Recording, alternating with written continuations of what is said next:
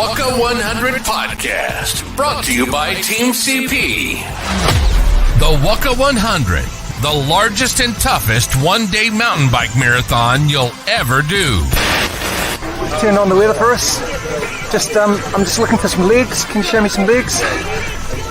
Everyone's running good, looking good too. Now, let's send it over to Team CP. Turn it up. Let's see how high we can go. Turn it up. No stopping till we lose all control. Turn it up until we feel it down in our soul.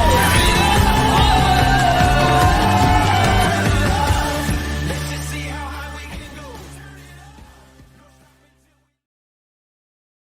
Well, good evening, everybody, and welcome back to season number 3 of our Whaka 100 podcast specials, episode number 4. And tonight's Whaka 100 podcast is brought to you by their naming rights sponsor, Isuzu. Great to have Isuzu Utes New Zealand on board. And, of course, as always, it's great to have Richard Greer side by side with me. Yeah, good job, Angus. Good to be back and talking Whaka. That's a great little intro, isn't it? Enjoy that jump at the end and just get you fizzed up for riding in Rotorua, doesn't it? Get you absolutely hyped. I mean, I was just trying to work out, do you want to lead in now with the photo of you in the creek, or do you want to save that to later? Seems to be we do it every time. Yeah, most times. Yeah, I was just wondering on how long when's it going to wear thin? I'm sort of thinking 15 years or so. I've probably got as a lifespan of that. Maybe we put it this way. It happened at the Whaka 100. Maybe it's got 100 episodes worth of goodness out of it. Yeah, that's right. So we'll keep turning up. We'll have another crack at it this year. I'm just going to do the 50 this year. So I wonder if that's going to make my creek jump worse, because I'll be more fizzed up about it rather than just so tiredly sort of rolling off the end of it like I did in the miler last year. Yeah, well, I look forward to actually the day before you do the 50 to go and see your session in it. I'm sure you're going to go and session it and see if you can get it down pat. No, you're not allowed to do that, eh? It's just wait and see and send it. But the shootout, what's it called? The Friday night option. We'll have to go and have a crack at that. The eliminator. You're gonna line up the eliminator. Well, I think you have to. Bike, Rich. I'm packing a bike. I'm also. It's up your alley. Like, you do really well over like 90 seconds. You go great over 90 seconds. I was going to say I'm packing a bike, but I'm also packing about 15 kilos too much as well. So I've heard it's slightly downhill though. I think you should be fine. Roger. Hey, mate. Well, you never know what's going to happen there, right? Like, we're there. We're going to be there at the Whaka 100 this year. We're going to have some fun, and we're going to share some awesomeness and have some fun with everybody out on course and around about throughout the weekend. Absolutely. And on that, sharing some fun. You'd love to hear your feedback during the show, so feel free to comment. We see those come up live, so we'll ask our guests those questions as they come up. So if you've got any questions, just feel free to join us and ask us as we go. We're an open book, and we're looking forward to sharing. Yeah, 100%. And we've got a giveaway to Isuzu Utes have kindly donated, our lucky listeners. We've got an entry for 2 to the WAERO, is it? Their restorative journey package worth $220. So how about get on the screen, type us a message, do something, and go in the draw for a bit of a restorative journey. Yeah, that sounds relaxing. Sounds like something that we probably would need after that. And we do, these prizes are real. We give them away. Last podcast we had Tuned Rotorua on board, and there was a half-day one-on-one coaching clinic with Lewis Hamilton, and this guy is going to be really excited to do this. He's been learning to ride his bike. He's turning up for the 100K event. And so it's Ben Jordan coming over from Sydney, especially for the event. So he's going to be pretty fizzed up about that. Well, he's bound to need it. He's an English Australian, really, isn't he? So yes. He's already -3 by the before he even starts. Did I say? I don't say that. It's different. It's Are we live? Is he staying at my house this time? No, because we're going to Rotorua. Okay, I'm safe. I'm good. Yeah. Good job. So tell us about our guests, Angus. Mate, we have got a cracker of a lineup. Well, let's actually talk about the podcast first. Tonight's episode 4, of course, as we said, is all about mental toughness. It's an absolute journey, the Whaka 100, the 100-miler, the 50, the 25. Doesn't matter what you're doing. There is a journey to be had, and there is some mental toughness that will come along as you deal with the day, the heat, getting tired, the trails. Lots to deal with there and lots to process, right? Yeah, absolutely. And it's it's a job of concentrating as well, isn't it? Like it just keeps coming at you, and you need to keep eating and drinking and doing all those things to allow you to focus on what you need to focus on, so you can keep having a smile on your face, and you can make sure you keep all your teeth into the finish line as well, and you don't lose any of those. So yeah, it's about getting through the tough times, but also making sure you enjoy the event as well. And that's what mental toughness is all about. Yeah, 100%. Now, okay, so who have we got on tonight? Well, we've got an absolute crack of a lineup. We're going to finish the show. Actually, where did my notes go here? There, Richard, I've just lost it. Scott Bowden from Australia. He's joining us from Tasmania. He did say pre-show, do I know where Tasmania is? So I managed to tick that box, Richard. He says Tasmania is the forgotten island of Australia there. So to all you Tassies that may be watching, big shout out. Who else we got there? We got the Māori mountain biker on again. Tomo, he's joining us. Always good to have him on. He's such a character out there. And in fact, I've been watching a few videos of some trails that if you've been watching the Whaka 100 social medias, Tomo's been on there and giving us the Māori version and the rundown of what the trails and the names and whatnot. An absolute media superstar he is now. Yeah, absolutely. He's been doing a great job. And we're going to kick off with Jason English. So he's been pretty busy riding his bike recently. What do we got? He's done all sorts of different things. 24-hour solo win in April 2023. You've probably been watching him live. I'm sure Jason will correct us, but at last count I had was he's like 7-time Wimbo world champion, so world endurance mountain bike, 24-hour champion, 29 consecutive 24-hour wins to his name. He's 13-time national champion with 24-hour races, marathons, you name it. This guy is an endurance legend. I did actually toe the start line with him once back in 2013, my only Wimbo Canberra. It was at Mount Stromlo. And in fact, the owner of Enduro Events, the Whaka 100, Tim Farmer, we were all there together and started our endurance journey together. So a big welcome to Jason. Come in, Jace. Hi, Angus. Hi, Richard. Thanks for inviting me on. Yeah, no cool. problem. Thanks for coming. You were just hanging your bike up before when all these other guys are all sitting in the background in their comfy chairs and things. But mate, you were only just getting home on the bike. Yeah, we run weekly coaching, so we've got probably 40 or 50 kids that we were coaching this afternoon, and so madly, scooted down the hill, hung the bike up, and here we are, still with a coaching kit on, ready to roll. Let's talk the Whaka. This is such a good event. This is one of the highlights of the year. I'm absolutely pumped to come back again. So have you done it before? Tell us your previous experience. Yeah, I've ridden it a couple of times in the 100-kilometre sprint distance, I'd like to call. But now it's like Tim's deliberately put this event on 2 weeks before the 24-hour World Champs. And so there's actually going to be a couple of guys that are gunning for that 24-hour World Champs coming across to race in the 100-miler. So it's going to be a bit of a preview, I feel, of how things are going to play out a couple of weeks later.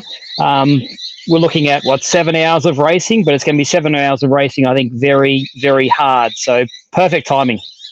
Yeah, good. So that's almost a sprint as well, is it? Do we put that under the sprint banner?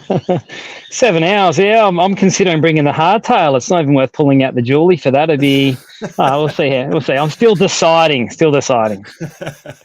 Yeah, good. So what's the goals? What are you trying to do by turning up here? Is it the W, the win? Well, that's the thing. Like 100-mile, originally I was like, there can't be too many people that will be able to stay with me for the 100-miler. And then I've seen at least 3 names where I'm like, oh my goodness, if I can get 4th, I'm going to be doing really, really well in this event. So it's good that this particular race has such a depth of quality. And for a 100-mile, you rarely see that. You normally see that the big guns will go for that 100-kilometer event, which it often doubles as one of your national level events as well. So, you're always getting your top riders from New Zealand, but it's definitely gaining a bit of traction internationally. Yeah, nice. And like in terms of performance of that marathon racing, it's pretty tough. It obviously includes lots of time on the bike, but tell us a bit about sort of some of the key training sessions that you do to look to prepare for race day. Like, have you got a key workout that you do prior just to go, yep, I've got it and I'm ready to go? Yeah, certainly. So I do a lot of my training on the road bike, and so I'll be very deliberate about, if I decide to go the hardtail, spending a bit more time on the hardtail to get used to training in that position, training wearing the mountain bike shoes, because there might be a bit of difference between cleat position between the road bike and the mountain bike, just to refine skills a little bit. But I'll be carefully looking at the profile of the 100 miler and going, oh, 7 hours and how much vertical meters? So you'll find that my training over the next couple of months, well, not that far away, next few weeks, is going to be a fair bit of hills in preparation for that. And what about technical trails? Like, that's one of the things about the Whaka. Like, it just doesn't. It's unrelenting. Keeps coming at you.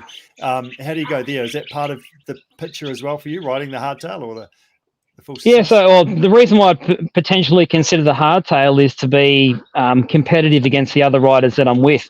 And so if you can look for these slight gains, it's sort of like I might be able to climb faster on the hardtail. I might be a bit more efficient on the climb, but the trails are just so much fun around the redwoods that you want the dually to enjoy it and to be able to get off the brakes and to be able to hit corners hard. So it's a bit of a trade-off. Do you try and make some time up on the uphill, or do you preserve your energy by riding and having more fun? Like, depends what your goals are. And so I'm not going over to New Zealand just to just destroy myself and go, look, if I can feel my legs at the end of the race, then that was a good race. I want to get to the end of the event and go, that was actually fun. I had some fun on some really cool sections. And that's why I'm sort of a bit, do I want to go and have fun, ride the dually, or do I want to be just absolutely getting belted around, but I might be 5 seconds faster? So it's, tough call. How would you call it, Richard? You've done the mile before. I would definitely go full sus every day of the week. Like, I think it's a tough event and it's tough on your body. And it's not like the smooth parts, but it's just rooty and just there's a whole lot of that sort of juddering, jarring, and you just whiz across it much easier with the full suspension. But hats off to you if you're going hardtail, that's for sure. Oh, maybe I should. That sounds like a challenge. I'm always up for one. We'll see. Mate, Richard, this is incredible, mate. Jason English, 7-time world 24-hour champ, has just asked you for advice. Like, mate, legend. Well, I just see coach next to his name, and I'm like, CP. What could that possibly stand for? Maybe. So there you go. Yeah. Do you have a workout that you do on a weekly basis for you, talking training? Like yeah, I'm pretty regular because I'm at school. I got to leave for work at 7:30, so I'm usually on the bike from sort of close to 5, finishing by 7. We've got a hills ride on a Tuesday. Monday, I'll actually jump on Zwift and do an indoor session so the wife can get out. Wednesday's recovery. Thursday's a few Maxwell intervals with a few hills tied into it. Friday, I've found team time trial racing on Zwift once again. Wife gets out and I absolutely destroy myself trying not to throw up in that on the Friday morning. So I found a few cool workouts like that. And then the weekend, I'll normally go looking for something that's a bit bigger, like ideally chasing some kind of a race. If it's a 50K club race, I'll try and ride out there, do the club race and ride home. So that ideally getting out to close to that 4 or 5 hours, particularly leading up to this event. We know it's going to be 7 hours. In the ideal, I'm trying to do those 4 hours each day during the weekend. Yeah, cool. Do you obviously work full time, so that's a big job in terms of fitting your training around that and being efficient. Do you have a family as well? Like, what else is going on for you? Just balancing life. Yeah, certainly. So today, for example, I was on the bike at 5 o'clock, did a little ride in the morning. I was at school by 7, ran a gym session before school. As soon as I get home from school, it's straight into coaching kids. So I was coaching kids up in the bush with our program we have 45 kids today, with 10 coaches. So trying to manage that. I'll sneak down here I've still got half an hour left, and then I should be off to the Hunter Academy of Sport to look after those kids for the next hour. So I'm trying and jam a lot into life. I'm also then trying to run a lot of kids events around time so yes, life's pretty full right now, which not the family is quite appreciative of, but the kids like riding, so it's not a complete give up of time. Yeah, good. Do you have a since you do a whole bunch of coaching and things, a tip or two that you'd give to riders, that things that they should be practicing every time they put their helmet on and step over their bike? Yeah, certainly. So in regards to what I'm thinking about, so I've got, I monitor and measure everything I do. And so even my commute to work, I'm going, how much of a training load is this? And so I just want to make sure that the time I'm on the bike is effective and efficient. So I use particular platforms that will give me a rating score. So I know today I'll save my ride and go, oh, hang on, look, I still need to do another half hour. I'll just catch it up tomorrow. so that I'm not just throwing my leg over the bike and go, I'm going for a ride. There's a purpose to that. And so leading up to the Whaka, I might go, look, I want to be doing hills at least 3 times a week. And I know that the next day after doing hills, I'm probably not going to be feeling as good. So I might just do a longer, slower recovery kind of ride, but still look at trying to get that volume in and use it as an opportunity to practice going, look, I'm now using timing, I'm being consistent, practice using your heart rate monitors, look at pacing yourself, and use it as a chance to practice eating and doing nutrition and trying to work out what works for you. I'm also going to be looking at the Whaka 100 mile course and trying to work out feed zones so I can go, well, how long is it going to take me to do 500 vertical meters and about 30 kilometers between feeds? Is that going to be 2 drink bottles? Is that going to be 1? Will I need to have a Camelback? What will I do there? So plenty of things to be considering. Yeah, cool. Great answer. I want to talk a little bit about expectations. Like a lot of people, this will be their first big event, maybe their first time at this event. And once we start training and we put our name on the start line, it can all get a little bit serious. And especially when you're talking to mates and things like that, I want to beat them, they want to beat me, or people start talking that actually you're going really well. You should be able to achieve this. Any tips for managing your own expectations and the expectations of others to make sure that you're still actually enjoying yourself on your bike? And often that's the reason we started, but it can become a bit serious. Yeah, well, sometimes that's why it's a good idea to have a heart rate monitor. So you can just go, look, at the higher intensity, I'm burning more percentage of the carbohydrates that I'm carrying. I'm not going to be able to replace those glycogen stores, and I'm going to blow to smithereens if I go too hard. So for me, I'll do the same. If I'm, chasing the elite boys, I'll look at the heart rate going up a climb and just go, nope, I'm just going to. I did the Marathon World Champs last weekend, and I was very careful of, okay, look, I just need to, even though I'm feeling good and I feel like I could, sprint and go a lot harder up the hill, I'm doing 180 beats a minute. I'm just going to keep it where it is so that I can save my legs for later on in the race. And so one of the things we always comment about, particularly in 24-hour and longer races, is it's not always about the fastest lap. The person that does the fastest lap is not usually the person that wins a race. It's the person that does the fastest average lap. So when you're looking at that 100-kilometer or the 100-miler, how are you consistent? How can you pick a pace that you can maintain at the end? Because you want to finish fast. You also want to finish with nothing left in the tank, but you don't want to be just going, I'm groveling home, crawling, walking up everything, crying. Instead, you want to be going, I still feel good at the end of the day. I've saved a little bit in the tank, and I'm going to unload in that last 5Ks. Wait, so the tip is hold your mate, watch him, stalk him, don't let him know he's there potentially, and then just go for it in the last 5Ks. Just go 100%. Yeah, good. That's a great tip. And I guess what you're saying is have a game plan, have a plan of how you're going to ride, and that's what that heart rate monitor can help you do, just in terms of pacing yourself, and just think about what I'm doing for me rather than thinking about everything else that's going on. But I'd only say heart rate monitor is probably only useful in that first half an hour, because after that you probably have calmed down and you settled into a rhythm. But it's that first half hour when you're like, oh, I'm going to beat everybody. I've just got to it's just crazy. Everyone want to just, prove themselves, get into a position so they don't get held up, but in doing so can, absolutely destroy himself. Yeah, that's right. Yeah, when you're feeling $1 million until you're not. So speaking about the hurt locker and putting your body on the line, I mean, that's part of this, isn't it? It's going to be hard, and we do want to do our best. So do you have any tips in terms of how do we get through those tough times mentally? There is always times when you don't want to be there anymore, and obviously with your experience of 24-hour worlds and stuff, that's tough. So you're obviously pretty tough to be able to keep turning up and keep lapping it out and keep pushing at that higher end of what you're capable of. Yeah, so a big thing for me is that nutrition, and I often call them anger management gels. And so I'll find that, I'll ride with my wife, she'll start crying, and I'll go, okay, we've run out of carbohydrates, here, have the gel. She'll be like, I don't want the gel. Give her the gel, and she's like, oh, what a lovely day. Isn't it so nice to be out riding? So don't let yourself get to a stage where you've just depleted those glycogen. Keep on top of the food. Think about where you're going to put the carbs. Are you having the carbs in your gel? Are you having your carbs in the bottle? Are you doing a bit of both? And do you have enough? So I'd certainly be packing more than enough for that. I'd also think about some caffeine in the gel and go, well, when do I save my caffeine gels? Do I save it for 20 kilometers in? Do I save it for 50 Ks, or do I just go, this is my 200 milligram emergency gel that I'm going to save for that last 10 Ks when I'm walking for no reason at all? And so think about, for me, I'm going 2 gels an hour. If I'm out there for, I'm predicting 7.5, 8 hours, I'll carry somewhere between 16 and 20 gels. And I'm trying to work out how it's going to fit in my pockets. But that's my plan. I'll have 20 there so that I've got more than enough just in case all things turn ugly and it turns into a longer day. Yeah, good job. Does that help around home? The Certainly, gel? yeah. So no, I don't feed the gels too much to.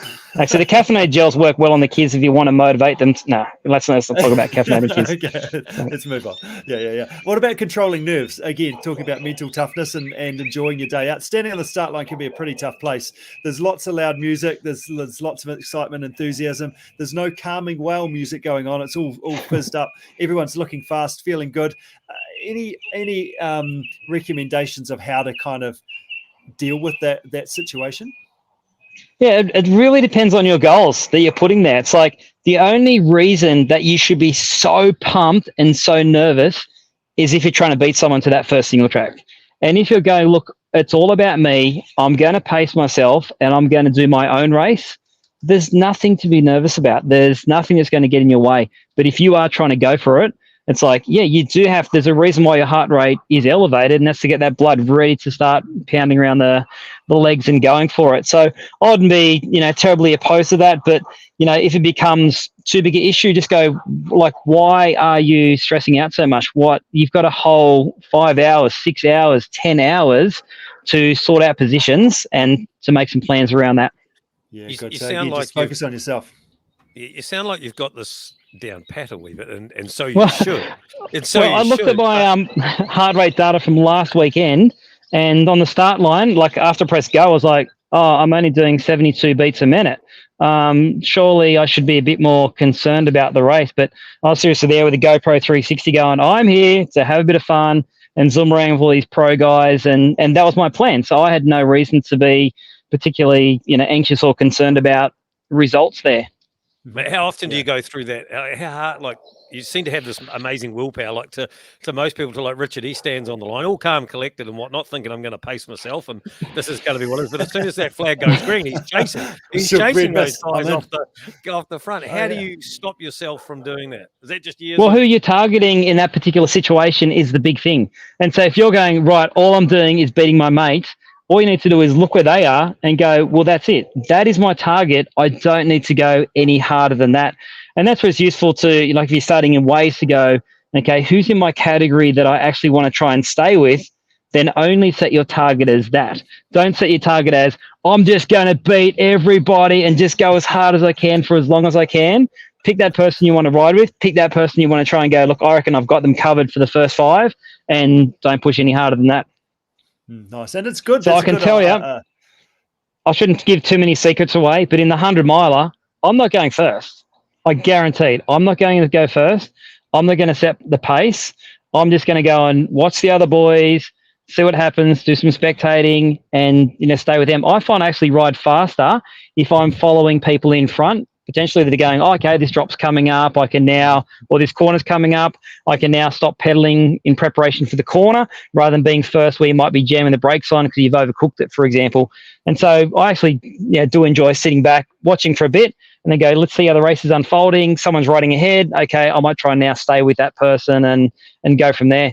Because once again, you go flat out from the start, you're blinded through those glycogen stores, and you're not going to have as fun a day. I love to finish strong and feel good about life. Yeah, good. Keeping it smooth as well. So last question around concentration. It's a long event. You've got to concentrate for a long period of time. We've talked a bit about nutrition, but is there any other tricks that you sort of use to help you stay focused and making sure that you are still concentrating on that downhill in the back half of the event? Yeah, and so that's why I reckon that caffeine thing towards the end certainly helps, and have that extra gel. A big thing like I often do is go, there's only 5 kilometers to go. I don't need this gel. I can get home on that, with 5 kilometers to go. But seriously, if you want to stay focused and be able to stay strong right to the line, it's like, no, there's 5Ks to go. Have that gel. That 5 kilometers could be 20 minutes. and out 20 minutes, it can all go bad from that. So I find I can concentrate well. I can normally stay focused as long as those carbs keep getting topped up. As soon as I let it go, it's yes, all over Red Rover. Timmy Boy's been messaging me in the background here, and now I've got this vision in my head of the social media that's about to come out with Jason English in a pair of boxing gloves and Corey Wallace and the Rotorua Forest in behind it. And, you know, you two are both returning to the Rotorua Forest once again. Is this the rematch from 2016? I know we're a few hours short. We're going to be a few hours short, but, you know, you and Corey have been arch rivals or good competitors for a long, long time now, eh? Yeah, well, I'd say it's going to be a few riders. We're good mates as well. And so, like, I think he'll kind of let me stay with him for a certain period of time just to humour my fitness. And then he might actually go, okay, and this is why I've been doing the altitude, and this is why I've been doing my 6-hour days. Yeah, I might just wind it up now. But saying that, you know, there's a few big hitters in that 100-miler. He won't let people go. I don't think he's pretty calm and collected. I think he's pretty patient. If you see the way he does 24-hour races, he normally will sit back and just do his own thing right from the start. And so I'll be interested to see what he does in his 100-miler, but I have a strong feeling that he'll be quite relaxed and controlled to start with. If someone goes, he won't let him go, though. So that's, yeah. So I'm hoping that no one challenges him early on so that we can all just have a bit of a cruisy one to start with. But when he lights it up, I reckon it'd be game on. Nice. Good stuff, Jason. Hey, all the best for your last few weeks of build-up. There's not long to go now. And look forward to catching up with you come Whaka 100 time and cheering you on out on course. Yeah, certainly. I look forward to it. Are you getting over here a few days before? Are you going to get a couple of rides in the forest? I'm working Thursday, flying out Friday, and planning on being back at work Monday. So I've kind of got this race where I've got to finish the 100-miler by a certain time so I can get changed, get some photos with the boys, and then try and really sort of Sega rally it back to the airport, I think. So anyhow, we'll see how that goes. Action-packed. Oh, great. I'd love to stay. I love Rotorua. I'd seriously love to stay longer. I'm trying to get Tim just to move it a little bit earlier to the school holidays next time. I think that'd be a huge win for everyone. But anyhow, really looking forward to coming back to Rotorua. Good job. Good. Well done, Jason. Great to see you. Thanks, Jason. All right, thank you. Cheers. The always energetic Jason there, mate. Like that guy has got so much experience that it's just endless. It's just endless. It's just insane what he's been doing. He's done over the years. But obviously he's got a good like lifestyle that's built around. He's riding his bike at 5 a.m. in the morning. He makes it work by the sounds of it, with the life that he has, which is very impressive. So hats off to him. Good on him. Oh, absolutely. And, you know, full-time school teacher, all of those sort of things. So, and this isn't the first time I've heard that he's, you know, disappeared on a Friday, done a big race and been back at work on a Monday type sort of thing. You know, Yeah. Some of us like to sort of take a 4 or 5 days to get through that, you know. Yep. Mate, a few things. How was mountain biking in China, just out of interest? Is that giving you any practice for the Whaka? There's little bits. It was probably not as much mountain biking as I was hoping for, to be honest. There was there was one single track section actually that there was a wild horse come across that was running up the trail in front of us. It was pretty interesting. I was just behind another team, which I wasn't upset about at that moment, as this horse is kicking around and charging around. But there was actually a fair bit of road riding in the race that I did the other week in China. But it's awesome to go and ride your bike somewhere else and experience what that's about. So probably not as much single track as I hope, but definitely plenty of suffering on the bike, that's for sure. Yeah. Look, just before we get to Tomo, a few other things just going on we want to make mention of. One, I want to congratulate the Whaka 100 for actually, they were awarded number one, the best NZ mountain bike event of the year for last year. Absolute amazing, up against every mountain bike race that there is in our country, and they were voted number one. That's why you're all here listening, because you want to be a part of the best mountain bike race in the country. But also, because it's so popular, what's happening is a few of you are trying to come from all around the country, and there's some 300 odd or something trying to come out of the South Island or come out of Canterbury. And we know Air New Zealand have got a problem. We mentioned this at the last podcast, but it's now absolutely confirmed. You should have been sent an email where you can book, if you want, a bike transfer from Christchurch to Rotorua. You just need to click that link, book it in. There's a few conditions along the way, that some labeling and things you need to fill out, and some timings where you need to have your bike dropped off to the drop off point at each end from Rotorua, from Christchurch to get it there, and then in return. But at the end of the day, your bike will travel to the Rotorua airport, so that when you walk off the plane, you'll be able to collect your bike, and then you can actually return it back to the airport when you're done, and fly home and not have to worry about it getting left out on the tarmac.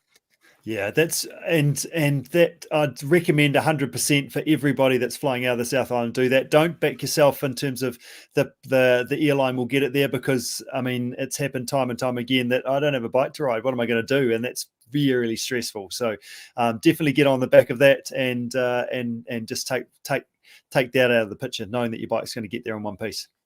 Yep, your bike's going to be on that service. It will, yes, absolutely. Yep. And the whole family's coming up. So Bella's got her bike booked in there as well. So we're going to make sure we get those bikes on there as well. Yeah, how good. Well, that'll take the pain out of all of that. Moving on. Oh, actually, no, let's just carry on here just with the words of wisdom in the middle of here. But again, a big thanks to tonight's episode supporter, Isuzu Utes, who have, and I've just done a bit of Googling in the background too, which I should have done earlier, mate, but they are offering up, Isuzu Utes Whaka 100 are providing 2 lucky listeners an entry for 2, so that's 2 prizes of 2 to the Waiariki, and I'm hoping I'm getting that right. Tomo will no doubt correct us in the next section. Spring and Spa for a restorative journey package. So once you've done your 100 mile, 150, whatever it is, you got a bit of mud on your face and you need a bit of pampering, this is what you need to win. So jump on our chat here, send us a comment, send us a message, tell us you love the Whaka 100, and go in the draw to win that. Perfect. Well done, Angus. You going to put your name on the list? Just in case. Hey, extra entry. Geez, yes. Yeah, look, I'm need some pampering. I always need some pampering. That's for sure. After spending a weekend with you up there, I'm sure I'm going to need some pampering, mate. That's well said. A nice work. So let's bring on Tomo, shall we? He's sitting in the background there. He's he does a great job sharing his journey and his all his adventures that he does out and about, and also being a great, as you mentioned, advocates of sharing what some of the trail names are about as well, and sharing that on his YouTube channel. How are you getting on, Tomo? Yeah, good. Thanks, guys. I will apologize for the audio, and it might be a little bit of a delay, but thank you so much, Angus and Richard, for having me on your platform. So it's really cool to be here again. Thank you. Yeah, so good. So just for listeners who haven't heard from you or haven't come across you before, tell us a little bit about your background. How long you've been riding your bike? What do you do sort of week by week? Tell us a bit more about yourself. A little bit more about myself. So a lot of my friends already know, but hey, look, guys, I actually had some notes right here, I got myself already. But to be honest, I have been riding for, about 5 to 6 years. So not very long in the game. I started very late, like late 30s and whatnot. And pretty much I was doing a lot of, I would say, personal training type stuff. And I was doing a lot of body weight, calisthenics, gymnastics. And I got to a point where I was like, man, this stuff is really sort of hurting me. And I was looking for another thing to do. And mountain biking happened to be the thing. And so it turned out to be that I was sort of in town and I was around this bike store. And I was like, oh, hey, man, that looks like something I could get into. And then I pretty much bought my bike on my 38th birthday, with my very first bike. And that's pretty much how it started. Yeah. Yeah, good. And haven't looked back, just enjoy riding your bike now. Oh, absolutely. It was a hard slog, like I remember when I first started riding, I had to stop after 5Ks and walk. And then it was from that point, it was like, I just wanted to get better at it. So it was more about like getting fitter and fitter and fitter, but not necessarily trying to work on skills. And then I got to a point where it's like, man, I'm getting faster, I'm getting fitter, but I'm not really improving as much. And it just slowly evolved from that point. And man, riding bikes is so cool, eh? It is so good. So good. It's a real happy place, isn't it? Yeah, that's right. Write that down. It's so good. Yeah, good job. So last year you rode the 50, and then on the Saturday, and then supported a friend riding the 25K also. So what's your plan for 2023? Are we going to upgrade for another 25Ks and call it 100? Oh man, I funny you should say that, guys, because yeah, like I rode the 50 because that was definitely on the cards, and the 25 was. And I'm not going to lie, it was definitely about supporting the boys, but I also wanted to grab some content for the channel and just sort of kind of lead in with everybody else who had never done a 25 before to sort of get the POV experience of what it's like to do your first 25. Now, when I did that those videos, it was literally about sharing my experience. And so coming into this year's Whaka, I'm thinking, well, I'm not a long distance guy. I like the short stuff, so I'm definitely going to be doing the 25 again. But I want to volunteer my time for the 50 as a way to say, you know, a little bit of aroha, a little bit of give back to Tim and the entire crew, and just the event, and hopefully meet some other people and just say, look, hey, I've had such a good time since 2020. I want to be a presence there on the ground and say, look, thank you so much for everything that's sort of happened in my life in terms of mountain biking for the event, because it really has been that way for me, and just to give back in some way, shape or form. And the 25 I think is good enough in that regard, and it's really the entry, you know, the entry level to where people start from. Yep. Yeah. Good job. Well done. That's fantastic. So so the 25 is the one you're going to go for. Are you going to give it heaps, or are you going to be supporting and encouraging others? Yes, I'll actually try, you know, because I'm not a very competitive person in that regard. And to answer your previous point, the 100 has not been something that I've been emotionally invested in. And I know that the bro Annie, I've been messaging on the socials, she goes, "Oh, you should do the 100." I'm like, "Nah, nah, that's not me." So the 25 is nice, short, and sharp, and I think I think I'm better in that space. You know, very dangerous over short distances, if you know what I mean. Yeah, I think we can all relate to that. You'd be able to relate to that as well, Angus. Dangerous over short distance. Dangerous over, very dangerous over short distance. Very dangerous. Yes. We're lethal over the short stuff. Yeah. Impact players is what I like to call us. Okay, there we go. Yeah, good job. Love it. So how's the training been going? What's the best training ride that you've done, and why? I'm so glad you asked me this question, because I've got an answer for it.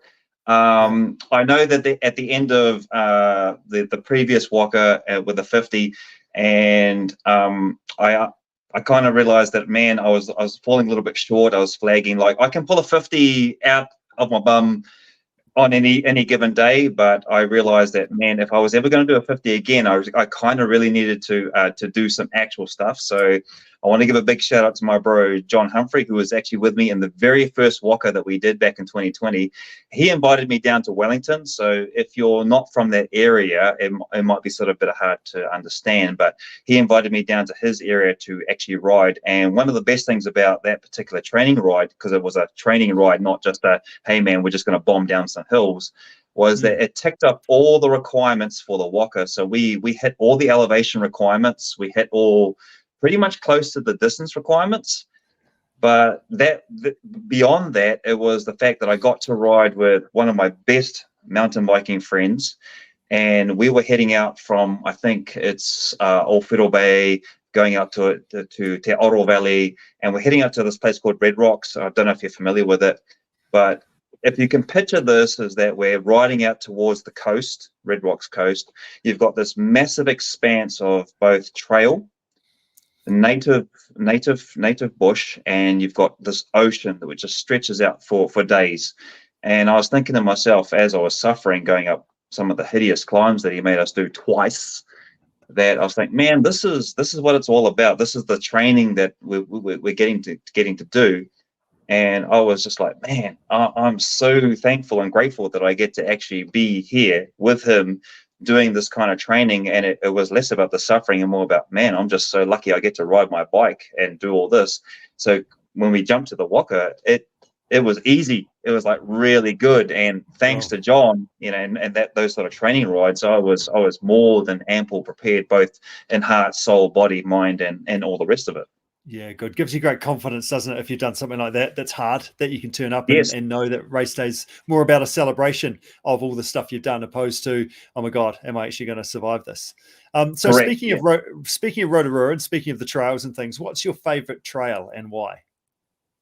Okay, so if we're only talking about the trails that feature on course, and Right. I would liken that to, to the 25 and the 50, probably not so much the 100 and the miler. I'll only speak to the 25 and the 50, and I would say that would be split ends, because once you get all that climbing out of the way, as it were, you get up Moana, and you may go up past up the climb to Tutiata, and then you get into the loveliness that is frontal, and then you go along, if you don't have to Meki. Once you get into underbelly, and then you start heading towards up towards bloody split ends is the one. And from that point down, my friends, that's just like, that's all down from there. And from there, you just like flick open the NOS valve and you just go.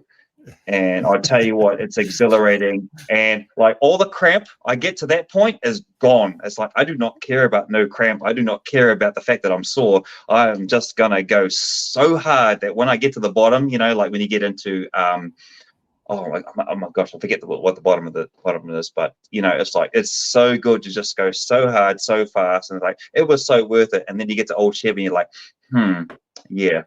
regrets. Still got a bit to do. Yeah, that's right. So this episode's all about mental skills. That's one thing we're sort of trying to focus on. With that in mind, do you have any advice for first timers standing on that start line and lining up for their first go at this? Yes, absolutely. When I first started off, it was about getting real with expectations. So if you are coming into it, you need to get very real about expectations. And I remember doing a video a little while ago, and that was, even you guys might have heard me say it, is about competing or completing. So very two differentiations right there. So if you are competing, you're generally going to be in the racer's mindset.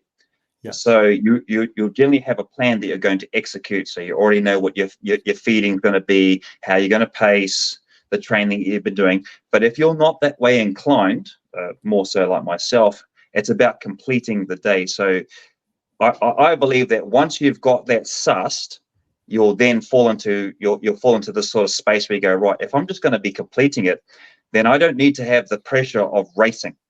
But if I'm a racer, then that's very different. So I guess the thing for a new person is understand where you sit on that slider. So if over here is competing and over here is completing, you'll fall along that spectrum. And then once you identify that, you'll either have a little bit of pressure or no pressure to actually get the event done. And it makes it so much easier once you're in the event itself, because for a lot of people, I would say a lot of us who roll up into these events, we're not there to podium. We're there to have a good time and have a good experience.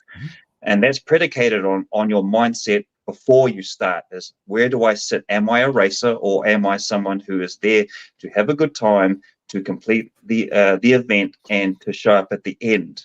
I think is kind of the thing. Because it's okay to stop at the top of the hill and take a view and have a music bar and have a drink and things before, and get yourself sorted before you hit that downhill. You don't have to ride the whole lot without stopping. Yeah, and that's exactly what you're saying, isn't it?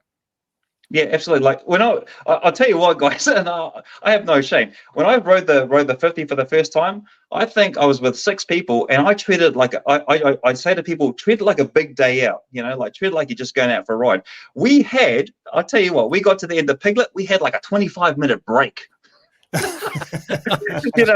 like we're only like not even half an hour into the event, and like we still finished on time. So and people go, really, you had a 25-minute break? Hell yeah, I had a 25-minute break, because I wanted to get all the photos, I wanted to capture the moments. And so for me, that's like I'm not a racer, but I still managed to do the event in that regard. So that was my sort of thing going in. But obviously that people aren't like that, but you don't have to be. So it just sort of allows people the opportunity to go, well, as long as I understand the time bar that's there and the distance that I have to achieve, it's very possible to complete, and you can have all this time. It's so much fun. Just enjoy the day. Good job. That's great advice, Tomo. That's absolutely fantastic. Hey, thank you so much for joining us today. I look forward to catching up with you when we get to Rotorua in a few weeks' time, and all the best with riding your bike and getting it all sorted and having an awesome day out. Oh, thank you so much, guys. I do really appreciate you letting me be on the platform, and I hope to be on again. And all the best for future podcasts. Cheers. Good job. Beautiful. Well done. Thanks, mate. Never forget riding Yeah. bikes is so cool. Absolutely. Thank you, guys. Tomo. Oh, Good job. Hey, mate, Dangerous over a short distance. So I've good. got a bit of a problem brewing over here, mate. Yeah. What an episode. So much fizz. Jason English, so excitable. Tomo there fizzing. I'm starting to think, mate, what am I doing? And also, there's two other things going through my brain. One is hashtag off the couch.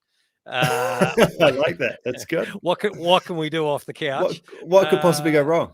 What Hashtag. could possibly go wrong? Well, when you think about what can go wrong, that's what I'm scared of. Is that pretty much my brain's going to write a check that my legs can't cash. And that's what's really worrying me, probably. Mate. Yeah, good. Dangerous over short distance. I think. I think it's good. It's good. Riding bikes is awesome. So I think you just need to turn up maybe a middle distance. What do you reckon? Well, that's right. Exactly. It doesn't matter to have a 25-minute break, sit down, have a sandwich, and then carry on.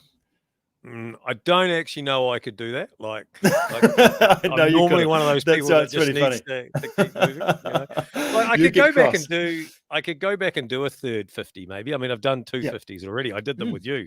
We did the 100, but actually we raced the first 50 and then survived the second 50, basically.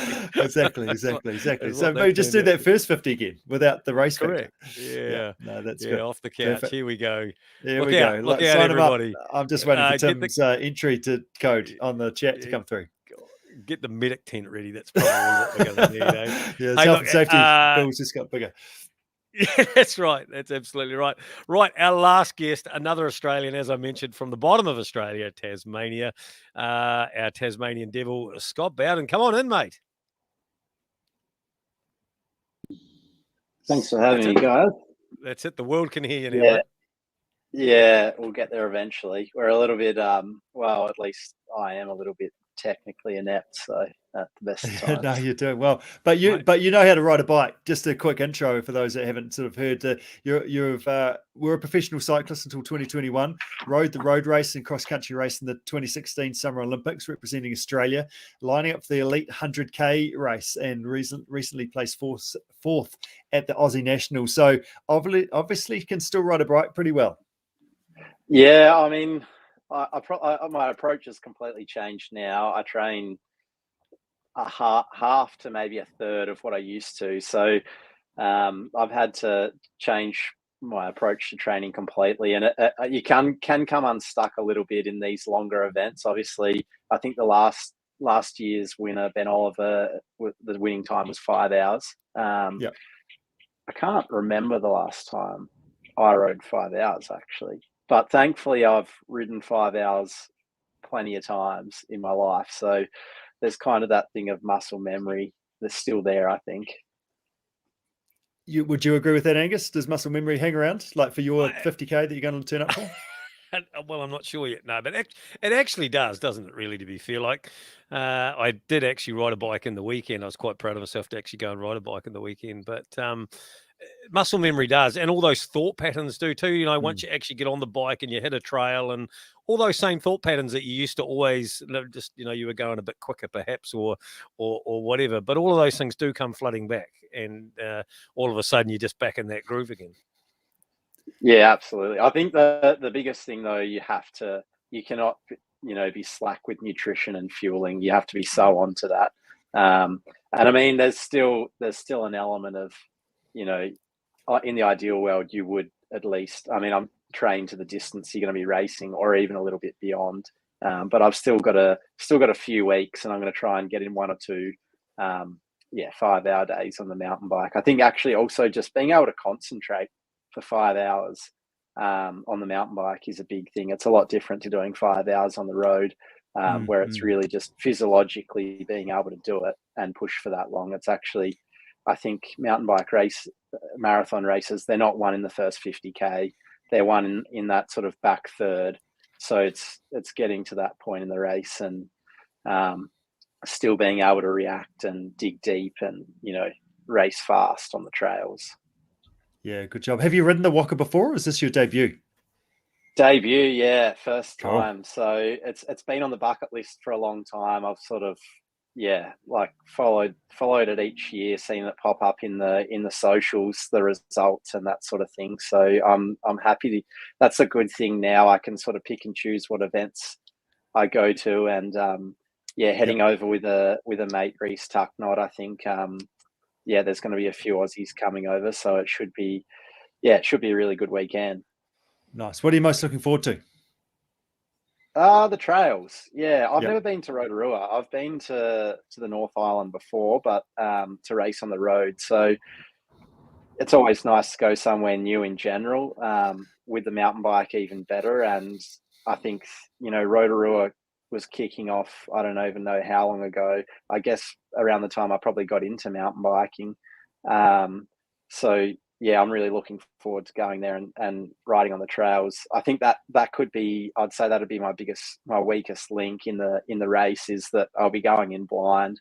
Guys like the Oliver brothers have, these trails quite well, even though they're not from the North Island. I'm sure they've ridden there and raced plenty of times before. So yeah, it'll be interesting to see how my skills actually are. But it should be good. Great way to explore the forest. Just be sent there. Don't have to look at any maps or anything like that. Just go and ride hard and ride what's in front of you. That's it, exactly. Yeah. Yeah, good job. So Whaka's a big day out. Do you have any tips about staying positive? This is specifically for Angus, this question, especially when the day is not particularly going to plan, when your bottom lip's starting to drag on the ground.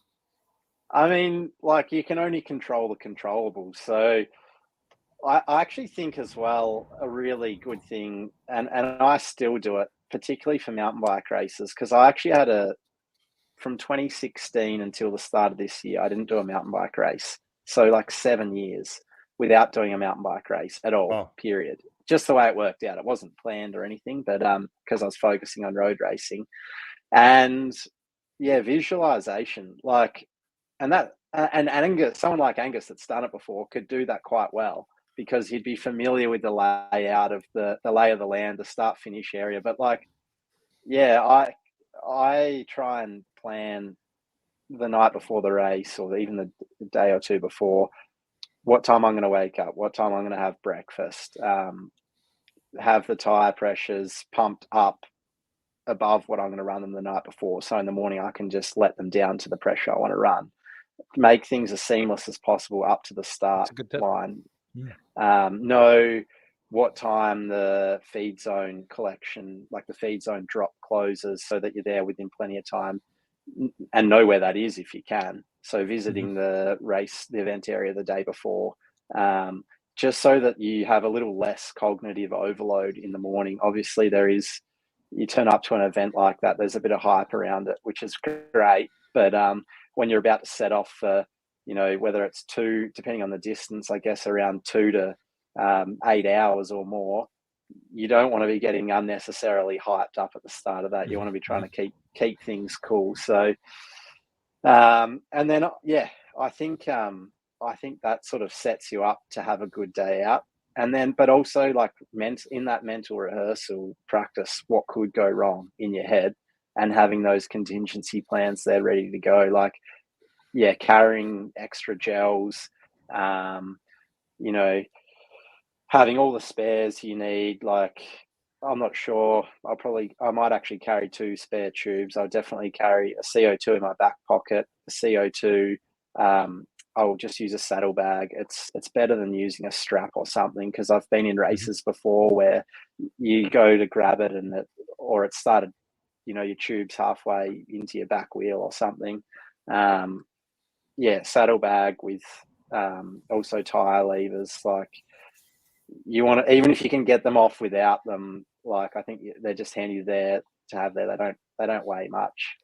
Spare chain link, multi-tool, and obviously some tire plugs, which are a brilliant invention that I've come to learn how to use. They weren't a thing 7 years ago. So that's awesome.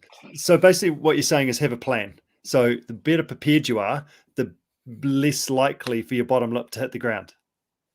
Yeah, that's it. Exactly. Okay. Yeah. Does an uppercut Is that what Angus should be looking at though? Like if he is crying, there's tears there, all that stuff, that preparation has happened. He's done as best as he could, but he's still in tears. Does he just need to give himself an uppercut though? No, I think it's just a deep breath. You're still Okay. in a pretty beautiful part of the world. There's still lots of good trails to come. Yeah. Maybe you just have to recalibrate, reset your goals a little bit. Great. It's great. We have advice. talked about this. We have talked about this before, Richard, on one of our Whaka podcasts. But that year we did it as a team, did the 100 as a team in the lead up to the Pioneer and things and whatnot. And we raced the first 50, and then I suffered the second 50. I do recall getting to the finish. I do recall you riding away from me when I was starting to say, I don't want to go up anymore, and I don't want to go down anymore, and I just don't want to be here. And there wasn't said probably in that tone. There was probably a few other words going on there, and you rode off because I think you were sick of listening to me. That's right. I think it's better to just sort of carry on. Using those words. And I remember we got to the finish line, and then you said, hey, but do you know what? When you started using those words, we actually went faster. Like our pace actually picked up once you started. So, I'm still sticking to the old uppercut and the few dirty words. There's something in that. Yeah, good job. No, that's awesome. Maybe it's just that my teammate was riding away from me. Yeah, exactly. Swearing and cursing, stupid bike riding. No, that's awesome. Being able to recover on a descent is really important, and especially for Whaka, and it is technical on the descent as well. Is there any tips you give riders based on your experience about, I guess, making sure that you're good for the next climb? Yeah, I think this is something I've had to almost relearn or refresh myself on. Is in mountain bike racing, like in road racing, I'd never look at my heart rate. I'm not really thinking about it. If anything, you're just looking, the only metric would be power. But in a mountain bike race, I don't look at my heart rate. I'm not looking down at my computer at any point other than maybe trying to gauge how many hours in we are or the distance and when's the next feed zone. But when you get to the top of the climb and you start descending, you have to try and recover, and like actually focusing on trying to get your heart rate down. And like part of that is also, it goes hand in hand with good descending skills, like nailing the basics, keeping your head up, looking through the corners where you want to go. Because when you've got your head up, you're also opening your airway more, allowing more oxygen to get in. Just settling into the rhythm of the trail. I mean, that's easier said than done. By the looks, there's plenty of roots and rocks and everything on the trails in Rotorua. But and also if there are smoother parts or a bit of flat broken up in the descents, that's really the time to make the most of that and try and grab a gel, grab a swig of the bottle, so that you're also staying on top of the carb intake, ready to go again for the next climb. Nice. So what you're saying is nutrition, but also smiling on the downhill, and then you're probably recovering at the same time, rather than grimacing and struggling on the downhill. Yeah, there's studies done as well about smiling. That's actually a good point. Like if you're smiling and receiving or even observing like a positive stimulus, you actually perform better when you're exerting yourself. So yeah, remember to smile out there. You'll go faster. There you go, Angus. Write that one down. I'm just learning, and I'll share all shortly, but I'm just learning on a podcast, you keep your mouth shut and you don't say anything. And I'll tell you why. You got to fist up early, and then it's real. He has to do it now. That's so good. Let's talk a little bit about goal setting. So, I mean, it's a pretty powerful tool in terms of any endurance event, but how do you use goal setting to make sure that you give yourself the best possible day out there? Yeah, I mean, I'm like massive on goal setting. It's like a constant thing. I have them for every year, even now I'm not racing. It's not my be all end all. I still set goals for an event like this. I'm not a full-time bike rider or anything like that, but the competitive side of me is still very much there. And, when I found out I was doing this event, immediately it becomes a goal that I look forward to, that I'm working towards. My training's focused around that. I'm thinking of it when I'm out on the bike and all that sort of thing. But then as it comes closer to the race, goals kind of tie in with the preparation of like, have you got your bike serviced? Is it running spot on? Is the gearing you've got appropriate for the course? What tires are you going to run? It kind of links with that planning and like your fueling strategy. And then because the goals for the day, you can only control what you control. So like, what can I control? Can control the setup of my bike before the race. So tire pressures, fork pressure, tire choice, making sure it's running really well. I can control how much fuel I'm getting in an hour, and for me, that's going to be on the upper end, like 120 grams of carbs an hour. And then that becomes my focus in the race, making sure I'm ticking that. That is a goal every hour, getting in 120 grams. Knowing where the feed zones are, and then my goal is actually just, they're like micro goals, but to pick up, I'll probably start the race with a hydration vest, and I'll probably like a camelback or something, and then I'll probably drop that off and grab another one halfway through the race, as well as potentially having a bottle or two on my bike. So yeah, like, goal setting is super important, and I think it helps you. Yeah, it just helps you prepare better on race day. That's right. And focus on you again, just coming back to that, isn't it? I'm doing like that. That's been a real theme across this podcast, is just focus on your own self and what you're doing and the process of how you're doing it now. And then you'll probably be going okay.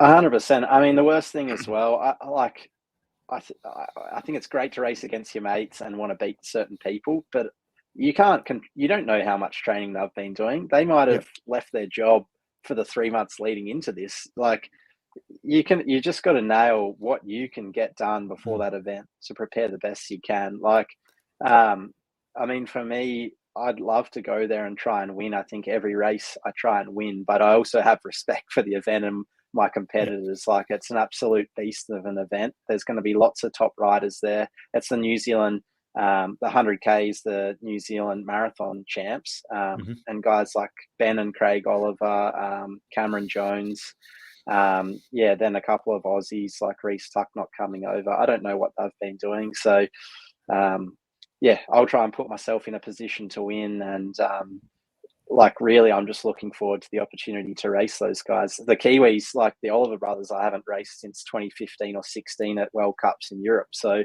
it'll be, it should be a good fun. We've had plenty of battles over the years. So I'm really looking forward to it. Yeah, so good. And at the end of the day, as long as you can stand on the finish line and go, I did my best I possibly could out there, you got to be happy with that.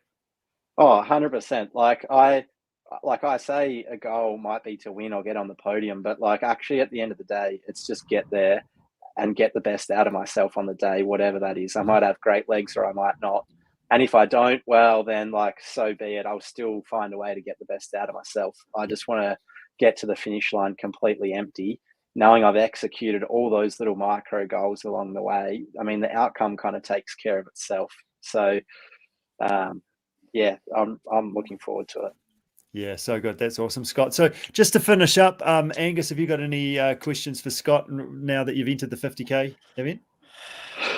Mate, is that what we're saying? Is it? I've just been sent this. And be careful what you wish for. That is one Angus Petrie in the 50K event. I don't know. I think I'm not sure, but I didn't know that in New Zealand. I mean, I've Googled myself before and know that there is other Angus Petries around the world, but clearly there's potentially there's a doppelganger here. There's one on the start list. Does that say it's in the 50 age category? What age category is that? 50 it plus? probably does, mate. You want to look out. You better be on your top game, mate. Wave number 1, 8:40 start by the looks of that. Okay, look at that. Where are you, mate? Where are you starting? I'm not sure. Hopefully, I'll just start. Well, as I've learned before from Jason earlier, is I just need to ride just behind you, just mark you to the last 5Ks. Scott's going to tell us, so it's all about the whole shot. Well, I think if I've been training more, then I would race it like that. I would race it super aggressive and have it just like complete mano a mano, like strongest guy wins, go all in from the start. But I can tell you right now, I will not be racing like that.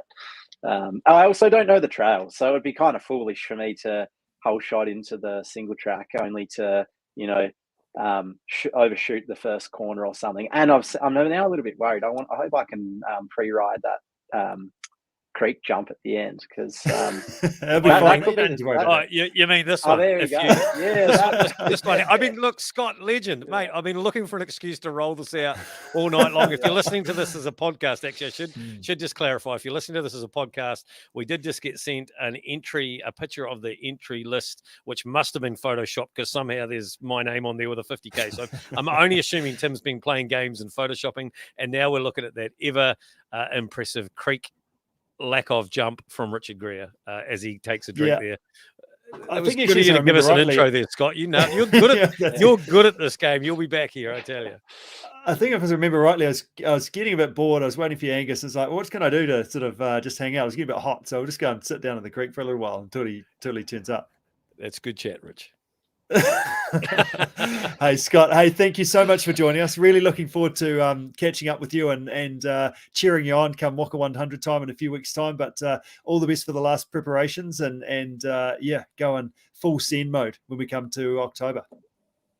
Yeah, don't worry, I will. I'm looking forward to it. Yeah, thanks heaps, Angus and Richard. I'll see you guys over there. We sure will. Be bloody great. Thanks, Scott. Yeah. Yeah. Well done, Scott. Cheers. Take care. Keep in touch. See ya. What are you doing there, mate? You got a thumbs up. You're frozen on me right at the end. What have you done? have, Oh, yeah. there you go. I'm still here. But I just feel like this podcast has got out of hand a little bit. Terribly out of hand. There'll be definitely some editing of this podcast for sure. This can't be live. Tell me we're not live. Surely it's not live. Tell me That's there's right. time for us to edit some serious bits out of this. Yeah. I know. Look, no, another good. fabulous Whaka 100 event episode, and as I mentioned before, voted New Zealand mountain bikes #1 event for last year. Absolutely great that they managed to take that away, and well deserved. It is such an event. It's an atmosphere. They go to a lot of effort to put on a world class event for us all. Absolutely. And a great big thank you to Isuzu New Zealand for helping to bring this podcast to us as well. What's that prize that we could win, Angus? No prizes now because Isuzu have kindly given me for entering the 50K event there a nice little spa package. No jokes. For all those that have commented, and if you are listening to this as a podcast or watching this just over the next week or two, there is time still to drop a comment on our Facebook page. You'll send us a message to get in the draw for we're going to give away 2 lucky listeners are going to win an entry for 2. Yes, duck and mouse, that could be you if you're lucky enough to be drawn out of this to the Waiariki Hot Springs and Spa for a restorative journey package worth $220. A huge thank you to Isuzu Utes New Zealand for sponsoring that, but also for being the title sponsor for the Whaka 100. Good job. Hey, well done, Angus. Fantastic show, and look forward to seeing some more training rides pop on Strava from you in the next little while. Hashtag off the couch, mate. I'm just going to watch World Cups on the television. Is going to be my training. Okay, good. You know We'll how to see. do it. You know how to hurt. Yeah, I like it. Until we don't.